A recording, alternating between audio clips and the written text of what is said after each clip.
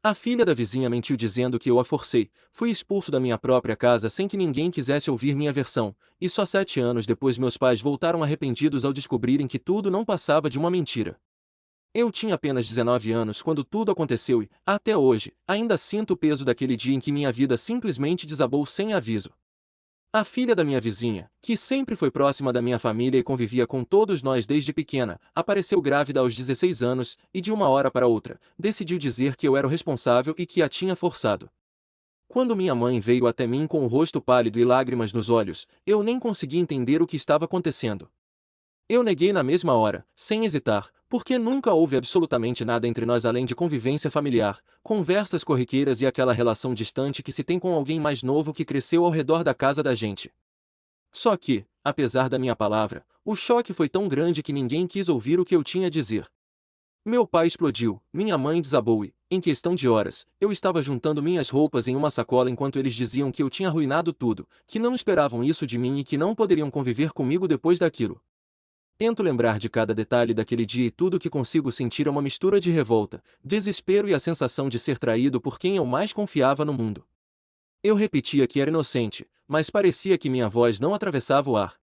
Fui expulso de casa como se fosse um criminoso, como se todas as coisas boas que eu tinha feito na vida não valessem nada diante de uma acusação que veio como um raio. A pior parte foi perceber que eles preferiram acreditar em alguém de fora do que no próprio filho. Os primeiros dias longe de casa foram uma mistura de choque e dor. Eu me vi sozinho, com pouco dinheiro e sem saber para onde ir. Acabei passando algumas noites na casa de um amigo que, mesmo olhando para mim com dúvida nos olhos, ainda assim me acolheu. A dúvida dele me corroía mais do que eu admitia, porque parecia que todo o mundo estava contra mim, como se eu tivesse um rótulo pregado na testa. A notícia se espalhou rápido, porque a vizinhança adora um escândalo. Senti vergonha, injustiça e principalmente uma tristeza que nunca tinha experimentado antes. Uma menina que eu mal via, que nunca fez parte da minha vida além dos encontros ocasionais entre as famílias, tinha decidido colocar meu nome em algo tão grave. E eu simplesmente não entendia o motivo. Será que ela estava com medo? Será que não queria assumir o verdadeiro pai? Será que alguém a influenciou? As perguntas vinham, mas as respostas pareciam distantes demais. O que mais me atingia, entretanto, era o silêncio da minha mãe. Eu esperava ao menos uma ligação, um pedido para conversar, qualquer coisa que mostrasse que ela ainda tinha dúvidas, que queria ouvir a minha versão. Mas nada.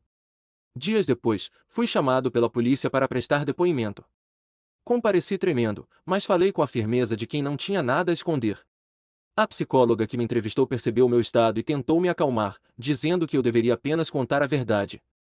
Contei tudo, cada detalhe da convivência familiar, e saí de lá exausto.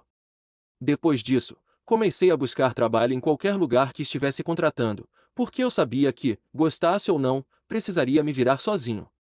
A sensação de abandono ainda era a pior parte. Com o passar das semanas, a situação parecia cada vez mais irreversível. Eu tentei algumas vezes mandar mensagens para minha mãe, mas a única resposta que recebi foi um "não me procure mais". Aquilo me destruiu por dentro. Meu pai já era um homem mais duro, mais rígido, então ouvir dele que eu não fazia mais parte da casa não tinha doído tanto quanto a frieza da minha mãe. Ela sempre foi meu porto seguro, minha melhor amiga, e agora me tratava como um estranho perigoso. Consegui um emprego simples em um depósito, carregando caixas e fazendo entregas. Não era algo que eu sonhava, mas era o que me permitia comer e pagar um quarto em uma pensão barata. O lugar era escuro, barulhento e cheio de gente que vivia no limite, cada um com seus próprios dramas escondidos. Eu tentava não pensar muito, mas sempre que deitava para dormir, minha mente voltava para casa, para o momento em que fui expulso, para os olhos decepcionados da minha mãe, para o grito do meu pai mandando eu desaparecer. Eu ainda não entendia por que aquela menina tinha me escolhido como alvo. Às vezes eu achava que era só covardia, outras vezes que ela me via como alguém conveniente, alguém que não tinha poder para reagir. Os meses passaram e eu me acostumei com a vida dura. Fiz amizade com algumas pessoas do trabalho e tentei seguir em frente, mas a ferida continuava aberta. A cada aniversário, a cada lembrança, eu me perguntava se algum dia meus pais perceberiam o erro que cometeram. Mas, naquele momento, parecia que eu tinha simplesmente deixado de existir para eles. Era como se eu tivesse morrido e o luto deles tivesse sido substituído por raiva. Um ano depois de tudo, ouvi por cima que a menina havia tido o bebê e que a família fazia questão de manter distância de mim, como se eu fosse uma sombra suja que não poderia se aproximar. Eu tentava não pensar nisso, mas às vezes me pegava imaginando como era possível ela sustentar aquela mentira por tanto tempo sem demonstrar culpa. Eu me perguntava se algum dia ela se arrependia, mesmo que em silêncio. A vida seguiu, e eu também segui, mesmo que com cicatrizes invisíveis. Trabalhei, economizei e consegui alugar um pequeno kitnet. Era simples, mas era meu. Pela primeira vez desde que fui expulso, senti um pouco de estabilidade. Comecei a estudar à noite, tentando construir algo que me tirasse daquele ciclo de sobrevivência. Só que, em momentos de fraqueza, a lembrança da acusação voltava e me deixava com raiva, não só dela, mas também da covardia dos meus pais. O que mais me consumia era o fato de que nunca houve uma conversa verdadeira. Eles simplesmente aceitaram a versão dela e me descartaram. Eu me tornei um capítulo vergonhoso que eles preferiram apagar em vez de investigar. A cada conquista pequena que eu alcançava, eu sentia uma mistura amarga de orgulho e tristeza, porque eram passos que eu imaginava que comemoraria junto com minha família. Mas não havia mais família. Só restava o eco do que um dia existiu. Por mais que eu tentasse, não conseguia sentir saudade deles sem sentir também dor. E isso me transformou. Eu fui obrigado a amadurecer sozinho, sem apoio, sem abraço, sem ninguém dizendo que ia ficar tudo bem. Às vezes eu me perguntava se um dia a verdade apareceria. Mas, naquela época, eu já tinha perdido a esperança. 3 anos depois, minha vida estava mais organizada. Eu tinha um emprego melhor, já conseguia respirar financeiramente e estava estudando para tentar entrar em uma faculdade. Eu tinha deixado a história para trás, pelo menos na superfície. Ainda assim, havia momentos em que a antiga ferida latejava, como se meu corpo lembrasse sozinho do passado. Certo dia, encontrei por acaso a mãe da menina em um mercado. Ela me viu, congelou e virou o rosto como se eu fosse um fantasma. Aquilo reacendeu toda a dor que eu tentava enterrar. Eu ainda era um nome proibido, alguém que deveria ser evitado. Cheguei a imaginar por um segundo se elas ainda acreditavam realmente na própria mentira ou se apenas tinham medo das consequências de admitir o erro. Mas eu não tinha interesse em confronto. Apenas segui. Aos poucos, comecei a construir amizades novas, relações mais saudáveis. Aprendi a conviver com a ideia de que algumas respostas talvez nunca chegassem. Numa noite qualquer, mexendo no celular, encontrei fotos antigas da minha família e senti um nó na garganta. Me perguntei onde foi que tudo desandou tão rápido. Eu sempre fui um filho presente, sempre ajudei, sempre estive ali. E, de repente, eu fui descartado sem direito à defesa. A sensação de injustiça nunca desapareceu totalmente, mas eu tentei não deixar que isso me definisse.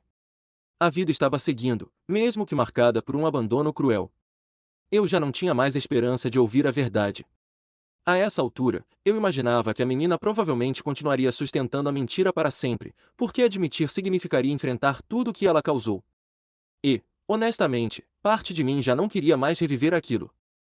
Foi apenas no 7º ano desde minha expulsão que as coisas começaram a mudar de forma inesperada. Eu estava em casa, uma tarde comum de domingo, quando ouvi batidas insistentes na porta. Eu achei que fosse algum vizinho pedindo ajuda, mas, quando abri, meu mundo parou. Eram meus pais. Os dois.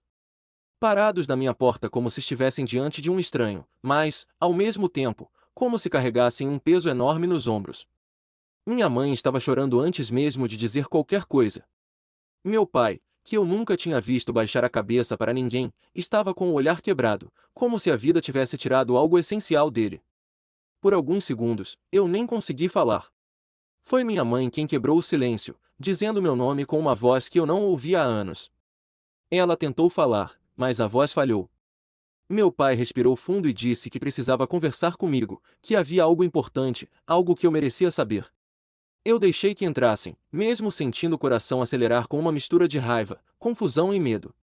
Era como receber, de repente, pessoas que foram parte fundamental da minha vida, mas que tinham me abandonado de forma brutal. Eles se sentaram no pequeno sofá, e minha mãe segurava um lenço como se fosse um salva-vidas. Meu pai me encarou por alguns segundos antes de dizer que a filha da vizinha havia confessado que tinha mentido. Que o filho não era meu. Que nunca houve nada. Que ela tinha inventado tudo por desespero, por pressão, por medo da própria mãe, e eu fui o alvo que ela achou mais fácil. Eu não sabia se chorava, se gritava ou se ria do absurdo. Só consegui ficar em silêncio. Quando meu pai terminou de falar, senti como se o ar tivesse sido arrancado dos meus pulmões. Minha mãe segurou minha mão e começou a pedir perdão entre soluços, dizendo que tinha errado, que tinha deixado o medo e a vergonha falarem mais alto do que o amor de mãe. Mas eu estava preso em um turbilhão de sentimentos que não conseguia expressar de imediato. Eu queria perguntar por que demoraram 7 anos para vir atrás de mim, por que não tentaram investigar, por que não confiaram em mim quando eu mais precisava.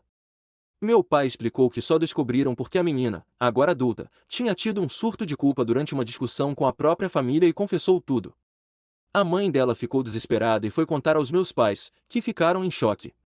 Eles levaram alguns dias para processar e, segundo meu pai, o pior foi admitir que eu sempre falei a verdade e eles não ouviram. Minha mãe repetia que não passou um dia sem pensar em mim, que o arrependimento a acompanhava como uma sombra, que ela daria tudo para voltar no tempo.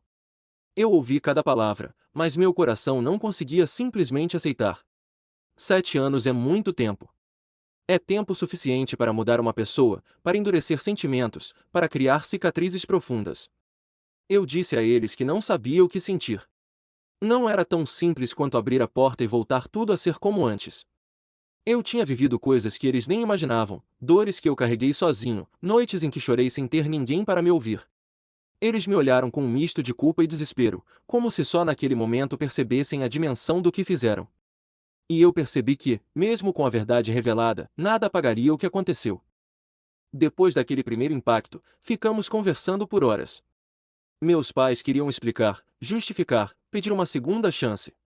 Diziam que eu era tudo para eles e que viveram todos aqueles anos arrependidos. Minha mãe tentou me abraçar, mas eu recuei instintivamente, e o gesto foi como um soco emocional nela. Meu pai pediu que eu não os expulsasse como eles fizeram comigo, e essa frase me atingiu com força. Parte de mim queria mandá-los embora, queria que sentissem o mesmo abandono que eu senti.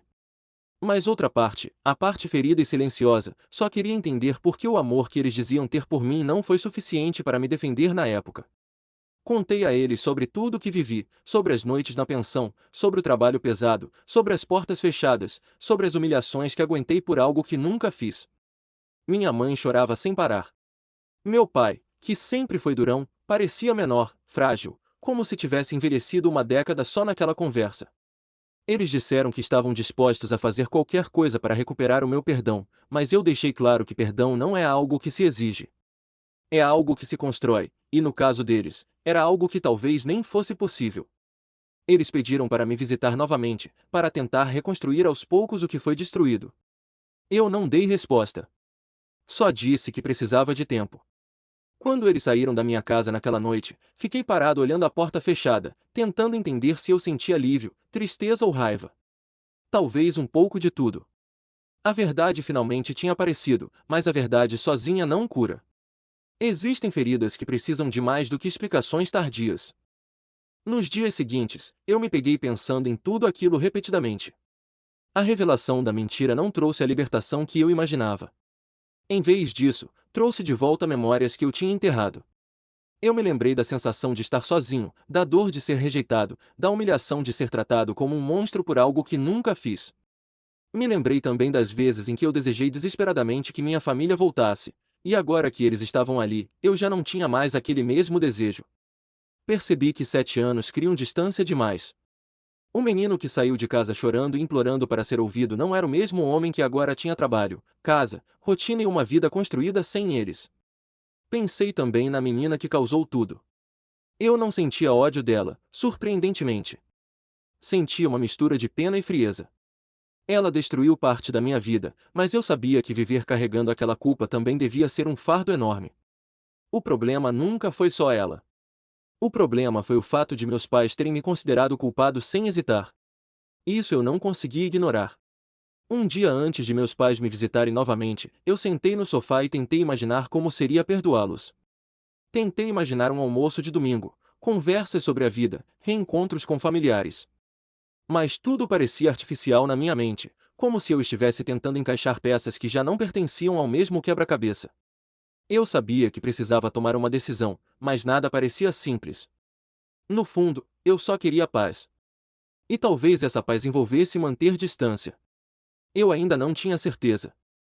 Quando meus pais voltaram, alguns dias depois, eu já tinha pensado muito. Eles chegaram com um cuidado estranho, como se tivessem medo de qualquer palavra que pudesse me ferir. Sentaram no mesmo sofá da outra vez e esperaram eu começar a conversa. Eu falei com calma, mas com firmeza. Disse que reconhecia o arrependimento deles, que entendia que tinham sido manipulados pela mentira, mas que nada disso mudava o fato de que me abandonaram no momento mais crítico da minha vida. Disse que perdoar não significava voltar ao que éramos, porque o que éramos já não existe mais. Que eu precisava seguir minha vida sem carregar mais rancor, mas que isso não significava reatar laços como antes. Minha mãe chorou novamente, mas dessa vez sem desespero, como se entendesse que aquela era a consequência inevitável. Meu pai segurou a mão dela e disse que aceitariam minha decisão, por mais dolorosa que fosse. Eu disse que talvez, com o tempo, alguma aproximação pudesse acontecer, mas não naquele momento, e certamente não na intensidade que eles desejavam. Eles concordaram e disseram que estariam disponíveis para quando, e se, eu quisesse conversar. Quando se levantaram para ir embora, minha mãe me abraçou de leve, quase pedindo permissão com um gesto. Eu deixei, mas sem corresponder totalmente. Foi como abraçar uma lembrança antiga que já não cabia mais em mim. Fechei a porta depois que eles saíram e fiquei parado ali, respirando fundo. Pela primeira vez em muitos anos, senti uma estranha sensação de encerramento. Não foi vitória, não foi alegria, mas foi um tipo de paz. A verdade veio tarde demais para reconstruir o passado, mas cedo o suficiente para eu finalmente seguir em frente sem carregar um peso que nunca foi meu.